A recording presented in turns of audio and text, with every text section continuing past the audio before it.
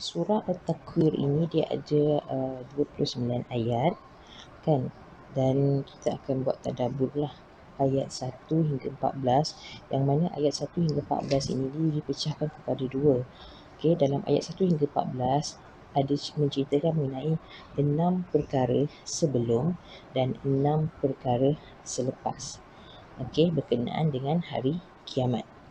Okey, jadi sangkakala macam kita tahulah tiupan sangkakala dia ada dua kali. So sangkakala pertama dia berlaku selepas tiupan sangkakala pertama itu berlaku 6 perkara. 6 perkara ini yang mana dikenali sebagai peringkat awal kiamat, kehancuran dunia, dan sangkakala kedua berlaku lagi 6 perkara yang dinamakan sebagai perkara kedua kiamat, manusia dibangkitkan daripada kiamat. Okay.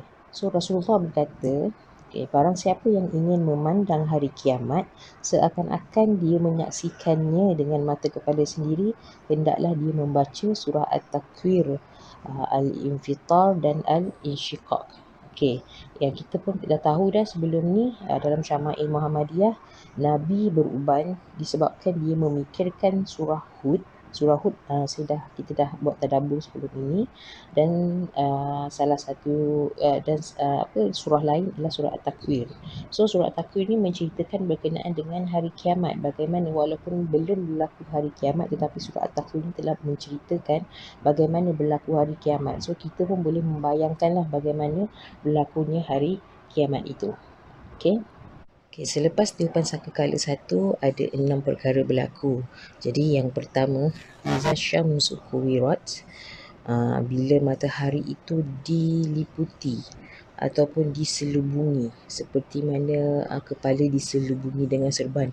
Kita bayangkanlah matahari ni kan dia bercahaya, kuat cahayanya, tetapi bila dia diselubungi, dia ditutup, maka cahayanya pun padam dan menyebabkan kita semua pada waktu itu kita terkejut. Kita duduk dekat pasar, lepas tu tiba-tiba gelap. Padahal waktu siang. Jadi di sini Allah juga menceritakan lah sebenarnya orang Arab kan, dia bukan macam dulu-dulu lah kan. Dia bukan macam kita sekarang ni ada macam-macam benda kita boleh tengok kan. Tapi kalau orang dulu dia tidak. Orang dulu dia memang hidup dia melihat kepada alam semula jadi. Dia nampak matahari, dia nampak bintang, benda-benda yang memang mereka akan tengok setiap hari lah. Jadi bila benda tu tiba-tiba daripada siang tiba-tiba jadi gelap, kan jadi terkejut lah. Jadi sekarang ini masa hari kiamat pun begitulah keadaannya. Kita sekarang ni pun kalau tiba-tiba lah dunia ni jadi gelap pun kita terkejut juga kan. Jadi nak menggambarkan ini selepas tiupan sangkakala pertama ini yang berlaku. Yang kedua, wa idzan nujumun kadarat, dan apabila bintang-bintang ni semua berselerakkan, jatuh, ke matahari dah tak ada. So bintang-bintang ni pun dah tak ada lah. Hilang dia punya cahaya, hilang dia punya warna dan berselerakkan, jatuh semua sekali. Okey. Baik, jadi ayat 1 dengan ayat 2 ini nak menunjukkan ketika itu tidak ada lagi siang dan tidak ada lagi malam. So apa yang ada? Okey. Yang ketiga, wa idzal jibalu suyirat, yang mana gunung-gunung ini bergerak, hancur, dah hancur, dia jadi debu yang berterbangan. Kalau kita gempa bumi pun gunung tu masih lagi tak jatuh lah kan, tak bergerak, dia masih lagi di situ kan. Tetapi yang berlaku betapa dahsyatnya selepas tiupan sangkakala, gunung-gunung ni bergerak-gerak, lepas tu dia jadi pecah, hancur. Dan bila dah jadi hancur, dia punya debu-debu tu pun berterbangan. Kemudian wa idzal isyaru untilas. Isyaru ini maksudnya ialah unta. Jangan ketawa tengok unta macam gini kan. Unta yang sedang bunting 10 bulan. Kalau orang Arab, dia suka kepada unta ni sebab ini macam satu satu benda istimewa lah yang dia dapatkan. Jadi orang Arab memang sangat sayang, sangat suka. Tetapi pada hari kiamat ini, selepas tiupan sangkakala yang pertama ini, unta-unta ni pun ditinggalkan. Dia dah tak kisah dah. Dah tak kisah harta benda dah. Sayang ke tak sayang ke, memang ditinggal. Sebabnya apa? Semua ketakutan. Sebab itulah waktu kiamat tu nanti kan, ibu pun meninggalkan anak dia. Sampai ke tahap itu sebab masing-masing dalam ketakutan lah, memikirkan hal diri sendiri, dah tak fikir dah benda-benda yang lain lagi. Ayat yang kelima, wa idzal wuhushu husyirat. Wuhush ni maksudnya ialah haiwan-haiwan yang liar. Nak bagi tahu di sini, yang liar, binatang yang liar, yang jinak pun dia boleh duduk sekali.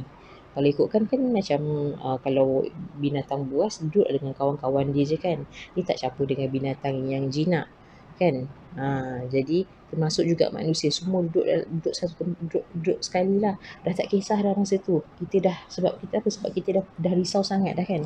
Kita dah risau dengan hari kiamat yang akan berlaku tu lah.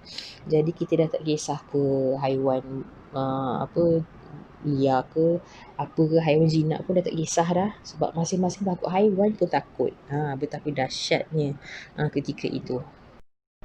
Baik, yang keenam, wa idzal biharu sujjirat. Bihar ni ialah air laut lah. Air laut ni menggelegak seperti minyak yang menyemarakkan api pada waktu itu.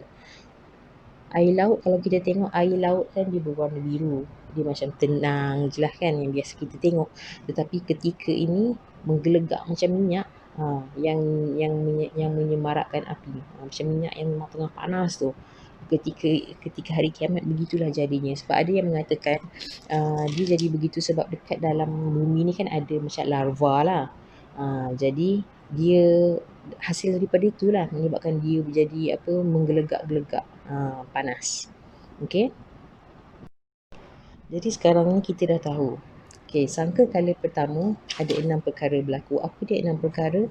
Matahari diselubungi, maksudnya gelap. Bila gelap, bintang habis semua jatuh. Kan, dah tak ada lagi siang, tak ada lagi malam. Apa lagi yang berlaku? Yang ketiga, gunung. Gunung ni semua tercabut, bergerak tercabut. Yang keempat, yang kesayangan ni tadi ni, unta kesayangan ni pun dah ditinggalkan, biar lantak, tak peduli dah. Okey, yang kelima, semua duduk sekali, dah tak kisah dah. Binatang buas, binatang jinak, sama sekali sebab semua dalam keadaan ketakutan. Dan yang keenam, air laut menggelegak-gelegak. Okey, sekarang kita nak masuk ke selepas tiupan sangkakala yang kedua.